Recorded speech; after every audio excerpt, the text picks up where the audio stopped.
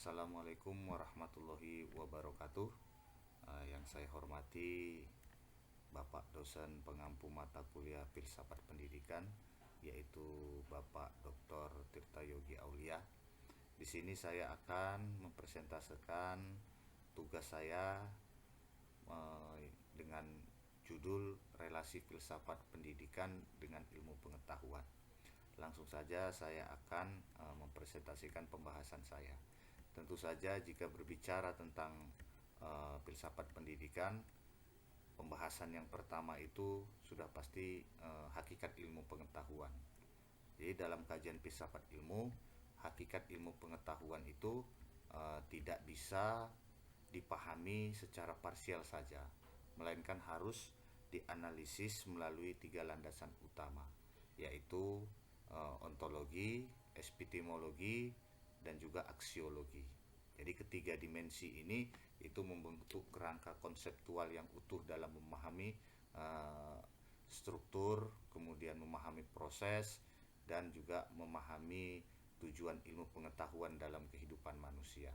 Jadi pendekatan ini memungkinkan ilmu itu tidak hanya dipandang sebagai akumulasi fakta saja, tetapi sebagai sebagai struktur intelektual yang memiliki dasar filosofis yang mendalam. Jadi secara ontologis, ilmu pengetahuan itu berangkat dari pertanyaan mendasar mengenai apa yang menjadi objek tujuan ilmu. Ontologi tidak sekedar membahas apa yang ada, tapi juga menelaah hakikat realitas itu sendiri, baik yang bersifat empiris maupun non-empiris. Jadi dalam perspektif ini, ilmu pengetahuan tidak terbatas pada fenomena yang dapat dilihat saja, tapi juga mencakup realitas abstrak, seperti contohnya nilai ataupun makna dan bahkan dimensi metafisik.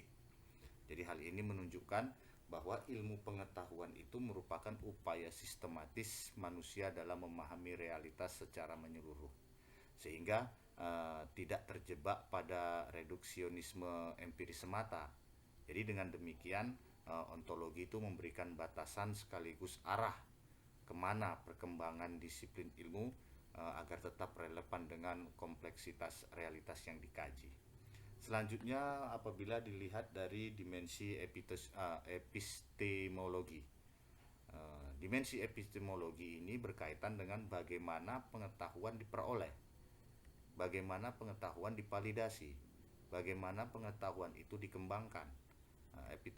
Epistemologi ini menekankan pada metode ilmiah sebagai instrumen utama dalam memperoleh kebenaran, yang melibatkan bisa dilakukan dengan observasi, eksperimen, atau penalaran logis. Bisa juga dengan verifikasi. Jadi dalam konteks ini rasionalitas dan logika menjadi fondasi penting dalam membangun ilmu pengetahuan yang sistematis dan dapat dipertanggungjawabkan. Namun demikian, epistemologi ini tidak hanya berhenti pada metode positivistik, tapi juga membuka ruang bagi pendekatan interpretatif dan kritis yang mengakui keberagaman cara memperoleh pengetahuan. Oleh karena itu, epistemologi ini berfungsi sebagai mekanisme kontrol terhadap validasi ilmu, sekaligus sebagai sarana pengembangan paradigma keilmuan yang lebih inklusif. Jadi adapun secara epistemologi. Yang kemudian yang ketiga adalah secara aksiologi. Jadi secara aksiologi itu ilmu pengetahuan itu berkaitan dengan nilai, tujuan, dan manfaat yang dihasilkan dari penggunaan ilmu tersebut. Jadi secara prinsip ilmu pengetahuan itu sering dianggap bersifat netral, dalam arti itu tidak memihak pada nilai tertentu dalam proses pencariannya.